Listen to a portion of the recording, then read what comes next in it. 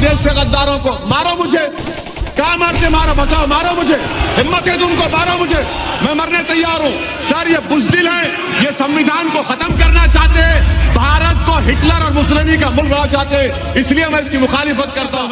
उसके बाद पूरी जायदाद रोमा और यहूदियों की छीन ली। अब वही हाल यहां पर होने वाला है मुसलमानों के साथ, वही हाल होने वाला है सर, वही हाल करने वाले हैं। इनका मकसद ही वही है, इनका मकसद मैं खत्म कर रहा हूं सर, मैं खत्म कर रहा हूं सर। और दिल्ली में क्या हो रहा है, इतने पावरफुल होम मिनिस्टर हैं, 3-3 गोलियां चलती हैं, ये लॉ एंड ऑर्डर है आपका।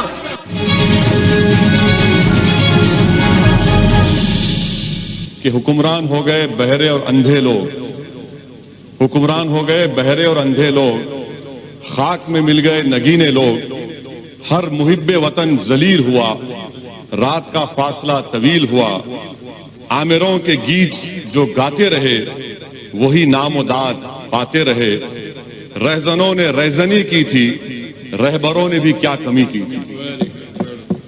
कि नेपाल एक मुल्क है जो हमारे बहुत करीबी ताल्लुकात हमारे भारत से रहे हैं। आज नेपाल नरेंद्र मोदी की सरकार को कह रहा है कि मिस्टर मोदी अगर आप चाहें तो हम आपको और पाकिस्तान को बिठाकर बात करा देते हैं इंटरलॉक्यूटर बनकर। अब आप बताइए सर कितनी कामयाबी है इन लोगों की।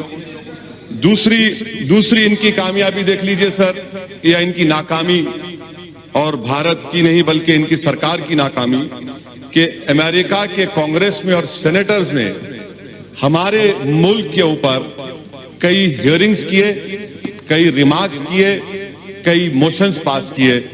इतना वजीर आजम ट्रंप से बगलगीर हुए, ऐसा लग रहा था पिछले बार के शायद बकरीद और रमजान के ईद के गले मिल रहे हैं। उसके बावजूद भी अमेरिका के कांग्रेस और सेनेटर्स भारत की पॉलिसी के ऊपर तनकीद पे तनकीद कर रहे हैं। इससे आपकी कामयाबी अंदाजा होता है। तीसरी बात सर, यूरोपियन पार्लियामेंट में भारत के खिलाफ रेजोल्यूशन मूव हो गया।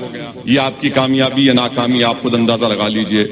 सर कश्मीर की पॉलिसी, बड़ा अफसोस होता है सर, और मैं समझता हूं कि इस ऐवान की तौहीन भी हुकूमत कर रही है कि गोरी चमड़ी के डिप्लोमेट्स को लेकर कश्मीर को लेकर जाते हैं, मगर भारत के अवाम ने जिसको मुंतखब किया उनको नहीं ली जाती। आखिर क्यों डरते हैं आप इन डिप्लोमेट से, इन फॉरेन कंट्रीज से? क्यों उनकी खुशामद कर रहे हैं? क्यों उनके पैरों पर गिरकर आप बता रहे हैं चलिए कश्मीर, और हम जाना चाहते तो नहीं जा सकते?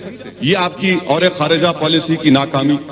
सर और एक मिसाल दे रहा हूं सर, एफएटीएफ में जापान जो हमारा मुल्क दोस्त रहा, उसने पाकिस्तान के हक नोट दे दिया, अमेरिका दे दिया।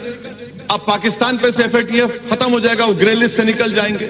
ये इनकी खारिजा पॉलिसी रही सर। अफगानिस्तान में तालिबान आ रहा है, अमेरिका कह रहा है कि छाबार पोर्ट में भारत नहीं बना सकता पोर्ट, कल तालिबान वहां पर आएगा तो हम क्या करेंगे फिर? आपके पास इसका कोई अंदाजा नहीं है। अच्छा सर, अब आप आ जाइए, हज सब्सिडी को निकाला गया था, 700 करोड़ की सब्सिडी निकाले, मैंने खुद कहा था, कहां गए वो पैसे? 700 करोड़ में आपने कितने मुस्लिम महिलाओं के लिए स्कूल खोले? 0, 0। और आज आप कहती हैं कि स्कॉलरशिप। सर हर साल मैम डिमांड कर रहे हैं कि माइनॉरिटीज के लिए, अक़लियतों के लिए डिमांड ड्रिवन स्कॉलरशिप करिए, आप नहीं करते। और नहीं करने की वजह से हर साल कम से कम 20 लाख मुस्लिम लड़के और लड़कियां स्कॉलरशिप से महरूम होती हैं। अच्छा सर आप देख लीजिए, जो पैसे दिए गए थे 2018 और 19 में, उसमें से आपने 170 करोड़ रुपए खत्म दिए ही नहीं। 19-20 में आपने नवंबर तक सिर्फ 27% पैसे रिलीज किए, और फिर आप बड़ी बड़ी बातें करते। हुनर हाट का जिक्र सदर जमहूरिया ने किया, इसमें भी झूठ सर। झूठ का अंदाजा लगाइए कि खुद गवर्नमेंट का मैंने आरटीआई एप्लीकेशन डाला जिसमें कहा गया कि 2018-19 में खाली 12,000 के करीब आर्टिजन्स को, 1,227 आर्टिजन्स को हुनर हाट में ट्रेनिंग दी गई। आप कहते हैं हजारों, ये आरटीआई की एप्लीकेशन है।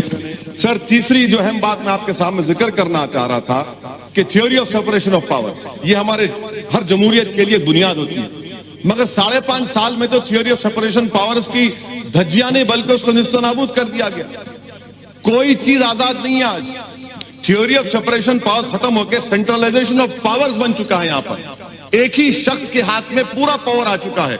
जो सेपरेशन ऑफ पावर्स में अदलिया थी, लेजिस्लेचर, एग्जीक्यूटिव, अब लगता है कि एक ही फर्द में ये तमाम चीजें समा जा चुकी हैं जो हमारी जमहूरियत के लिए बहुत बड़ा खतरा साबित हो रहा है। सर चौथी बात सर जिसका जिक्र मैं आपके सामने करना चाह रहा हूं कि सरकार बार बार कहती है कि सिटीजन अमेंडमेंट एक्ट, सर इस पार्लियामेंट की तारीख में ये पहला कानून बनाया गया जिसमें मजहब का नाम लेकर हिंदू, मुसलमान, बौद्ध, ईसाई, पारसी, कभी 70 साल में इस तरह का कोई कानून नहीं बना इस पार्लियामेंट में। वो भी बदनुमा दाग का एजाज आपको हासिल है कि आपने मजहब के नाम पर कानून बनाया। सर एनपीआर एनआरसी के बारे में आज एक सवाल के जवाब में हुकूमत ने कहा कि till now there is no decision NRC is taken. Sir ये टिल नाउ का मतलब क्या है? सर ये टिल नाउ का मतलब क्या है?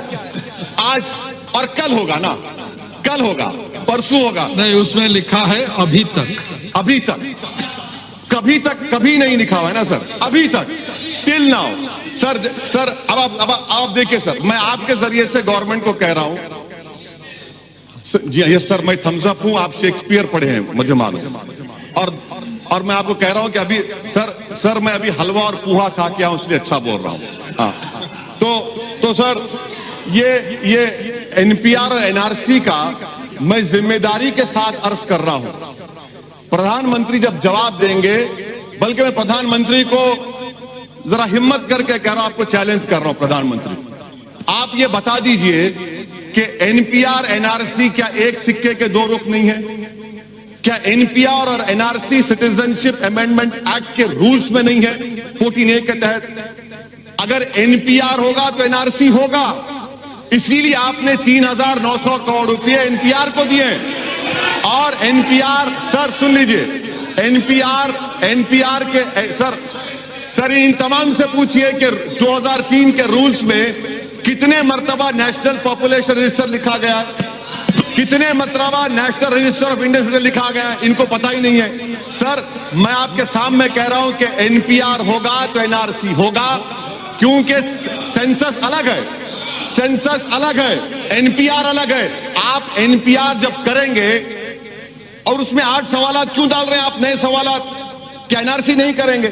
अच्छा ये और एक बात, ये जवाब दे प्रधानमंत्री। दूसरी बात सुनिए, दूसरी बात, आप बोलना चाह रहे तो मैं बैठ जाऊं, आप बोलिए ना सर सिटीजनशिप अमेंडमेंट, प्रधानमंत्री कहते हैं ये नागरिकता देता लेता नहीं है, ये देता भी और लेता भी है। उसकी मिसाल क्या है? आसाम। क्या आसाम में 5 लाख मुसलमान के नाम नहीं आए, वो बंगाली जबान बोलते? आसाम में 5 लाख बंगाली जबान बोले हिंदू हैं, आप बंगाली हिंदू को सिटीजनशिप देना चाहते हैं, आसाम के 5 लाख मुसलमानों को नहीं देना चाहते? क्या आसाम के असेंबली में आपने नहीं कहा, आपकी सरकार ने? सिटीजन अमेंडमेंट एक्ट ये है, एनपीआर होगा, नहीं घुसपैठी नहीं, घुसपैठियों का बाप हूं। सर सुनिए, एनपीआर होगा तो एनआरसी होगा। आसाम में जो घुसपैठी है, आसाम में जो घुसपैठी है, मुसलमान घुसपैठी है, बंगाली हिंदू नहीं है। सर मैं खत्म कर रहा हूं 2 मिनट में सर। ये तो एनपीआर एनआरसी में कोई फर्क नहीं है सर, एनपीआर एनआरसी एक ही है सर। एनपीआर होगा तो एनआरसी होगा। प्रधानमंत्री बता दें कि आसाम के 5 लाख बंगाली हिंदुओं को सिटीजनशिप नहीं मिलेगी CAA के तहत। सर आखिर में सर मैं आपको बताना चाहूंगा कि ये जो मुल्क में जो माहौल है, प्रधानमंत्री और गवर्नमेंट कह रही है क्यों हो रहा है एहतजाज? प्रधानमंत्री ने खुद कहा था कि मैं मुस्लिम महिलाओं का भाई हूं। आज मुस्लिम महिला उनके खिलाफ खड़ी है तो भाई को नाराजगी क्यों हो रही है, एहतजाज क्यों हो रहा है? सर ये जो लड़ाई है ना सर, ये हमारे वजूद और बका की लड़ाई है। अगर हम इसमें नाकाम हो जाते हैं तो हम खत्म हो जाएंगे। इसीलिए हम कह रहे हैं कि आप कैटेगोरिकली खड़े रहिए और खड़े रहकर कहिए मौजूदा वतन में जो माहौल है सर, ऐसा माहौल है कि 1933 का जर्मनी का माहौल है, 1938 का जर्मनी का माहौल है, 1948 का 38 का मुसोलिनी का माहौल है। आज हर जगह पर अब सिर्फ बाकी क्या रह गया मालूम सर? बाकी हिटलर ने भी इन्हें सेंसस किया था, उसके बाद यहूदियों को गैस का चैम्बर में डाल दिया। मुसोलिनी ने भी 1938 में सेंसस किया था, उसके बाद पूरी जायदाद रोमा और यहूदियों की छीन ली। अब वही हाल यहां पर होने वाला है मुसलमानों के साथ। वही हाल होने वाला है सर, वही हाल करने वाले हैं। इनका मकसद ही वही है, इनका मकसद मैं खत्म कर रहा हूं सर, मैं खत्म कर रहा हूं सर। और दिल्ली में क्या हो रहा है? इतने पावरफुल होम मिनिस्टर है, 3-3 गोलियां चलती हैं। ये लॉ एंड ऑर्डर है आपका। कैपिटल ऑफ द कंट्री में सर, कैपिटल सर खत्म करो, एक minute last. Capital of the country में 3-3 गोलियां चलती हैं। गोली मारो देश के गद्दारों को, मारो मुझे, कहां मारते मारो, बताओ, मारो मुझे, हिम्मत है तुमको, मारो मुझे, मैं मरने तैयार हूं। सर ये बुज़दिल है, ये संविधान को खत्म करना चाहते हैं, भारत को हिटलर और मुसोलिनी का मुल्क बनाना चाहते हैं, इसलिए मैं इसकी मुखालिफत करता हूं सर। Thank you sir.